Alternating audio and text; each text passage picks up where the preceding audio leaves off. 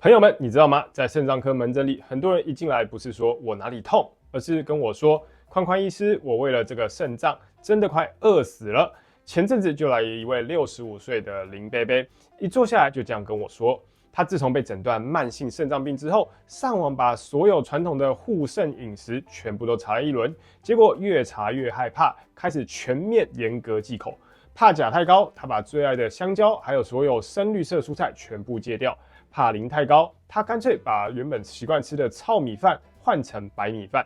想补充蛋白质，每天只敢吃没味道的白煮蛋，加几片清淡的肉，甚至连盐巴都不敢加，还特地去买标榜低钠的加工肉品来配饭。他很认真的问我：医师，我这样已经吃得这么干净了，这次抽血应该会很好看吧？但下一秒，我看着荧幕上的数字，眉头直接皱起来。林贝贝不止营养不良、严重便秘，更麻烦的是他的血钾和血磷竟然一起飙高，肾功能还比之前退得更快。他当场愣住，看着我问了一句很心酸的话：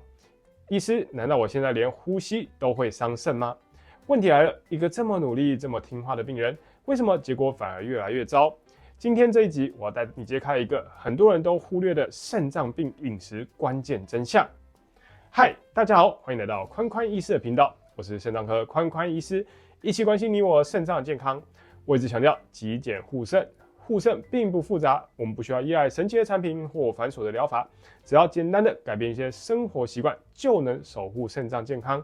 点击说明栏下载护肾手册，用最简单的方法让肾脏更健康。刚刚林贝贝的故事，其实在我门诊几乎每个礼拜都会遇到。过去大概40年来，我们对肾脏病的饮食建议几乎就是一本禁食清单，这个不能吃，那个不能碰。很多病友甚至会开玩笑说：“医师，我干脆去当神仙，喝空气就好了。”传统观念一直告诉我们，只要严格限制水果、蔬菜、全谷类、豆类，就可以避免钾和磷过高。近几年，大家逐渐发现，我们过去很可能是方向搞错了。在最近5年，国际肾脏病饮食指南出现了明显转变。今天这支影片，我会透过几个真实的临床情境，带你一起拆解这些旧观念，重新认识现在的品质导向饮食 （Quality Oriented Diet）。看完这支影片，你会发现，肾脏病患者不一定只能吃得很辛苦，反而有机会吃得更安心，甚至更有味道。如果你家里有肾脏不好的长辈，这一集很值得先帮他按赞、收藏起来。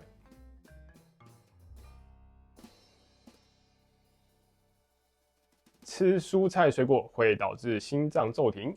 陈阿姨她50岁，肾脏病第3期，平常其实非常注重健康，但一听到肾脏不好，整个人就吓到不敢乱吃，因为以前卫教单上写着钾太高可能会引发心律不整。从那之后，她几乎完全不碰任何新鲜的蔬菜水果。结果几个月后回诊，她跟我说了一句很经典的话：“医师，我现在不只是肾不好，而且整个人都觉得很不顺、很不舒服。”一检查之下，问题果然不少，严重便秘、食欲下降，而且抽血显示血液偏酸，也就是代谢性酸中毒。为了中和体内的酸，我们甚至还开了碳酸氢钠，也就是小苏打药片。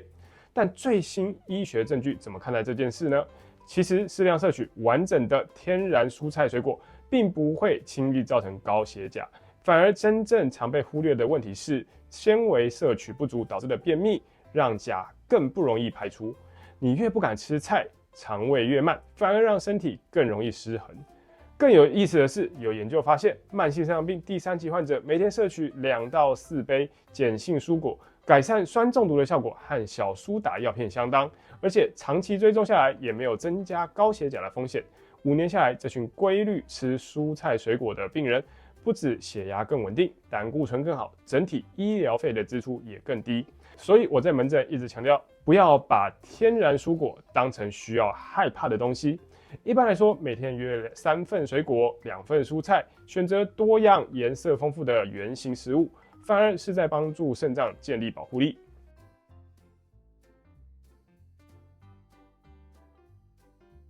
糙米、坚果含磷太高，必须全面封杀。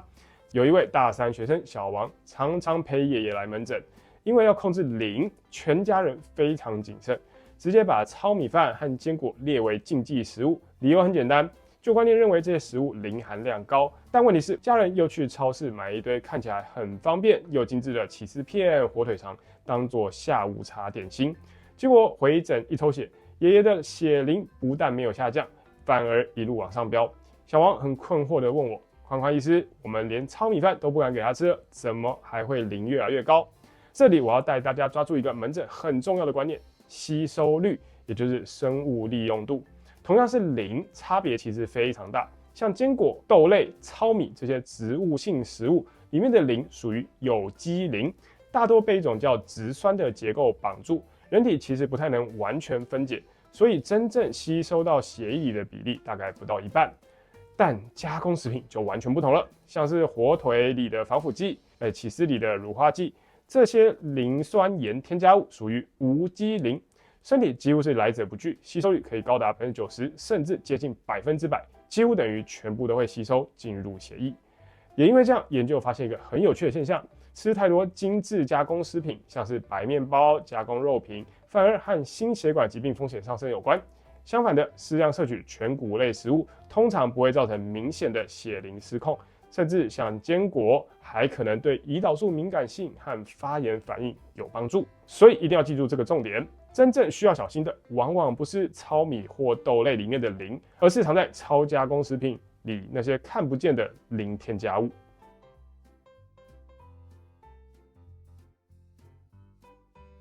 低钠盐与加工食品。好，我们回头看一下影片一开始那位林贝贝，他明明已经吃得非常克制，连蔬菜都不太敢碰了，为什么钾离子还是会偏高？关键就在这个最容易被忽略的陷阱——低钠。林贝贝为了控制血压，特别去买低钠酱油和低钠肉品，以为这样就是升级版的护肾饮食。但很多人不知道的是，食品工业在减少钠的同时，常常会用钾盐来部分取代。对一般健康的人可能是好事，但对肾功能下降的肾友来说，等于是把钾换一种形式偷偷加进去。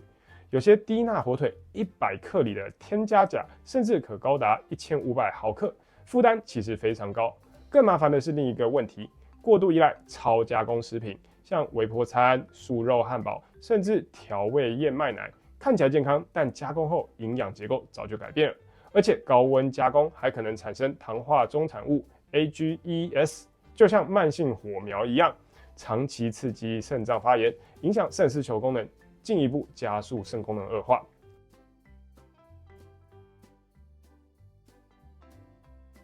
听到这里，在荧幕前的你一定会想：宽宽医师，那我到底该怎么吃才安全呢？如果你真的想要降低饮食中的钾跟磷，其实最新的指南提供了一个很实用的小技巧——水煮去矿物质法。做法很简单，就是把蔬菜或食材先切好泡水，再用水煮，最后把水倒掉，这样很多水溶性的钾跟磷就会被带走，既能保留原型食物的营养与口感，也能减轻肾脏负担。另外，烹调方式尽量避免油炸，负担会比较大。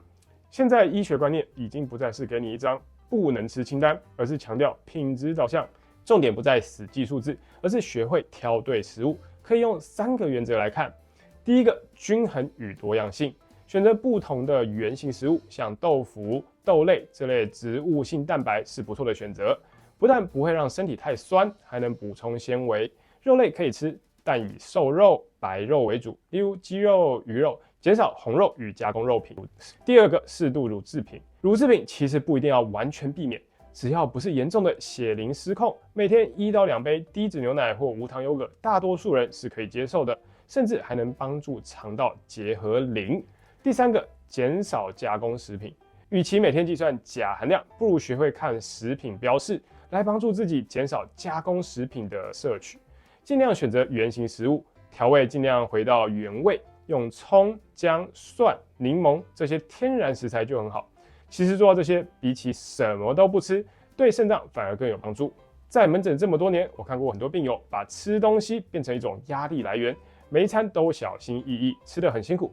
甚至成了一种剥夺感，还会开始怀疑自己是不是做错了什么。但其实肾脏病是一场长期抗战，我们追求的不是过度紧张或自我恐吓，而是稳定长久的走下去。随着医学进步，我们越来越清楚，灵活又高品质的饮食方式，不只是在保护肾脏，也是在慢慢把生活品质还给你。当然也要提醒，每个人的肾功能阶段和抽血数值都不一样，在做任何饮食调整之前，建议还是要和你的主治医师、营养师讨论，找到适合自己的方式。因为真正的健康不是靠饿出来的，而是靠聪明选出来的。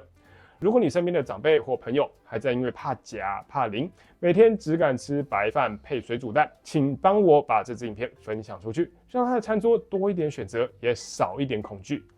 以上是我今天的分享，感谢大家的观看。如果喜欢我的内容，欢迎按赞、订阅、分享、开启小铃铛，也别忘了点击说明栏下载护肾手册。我是肾脏科宽宽医师，一起关心你我肾脏健康。我们下次见，拜拜。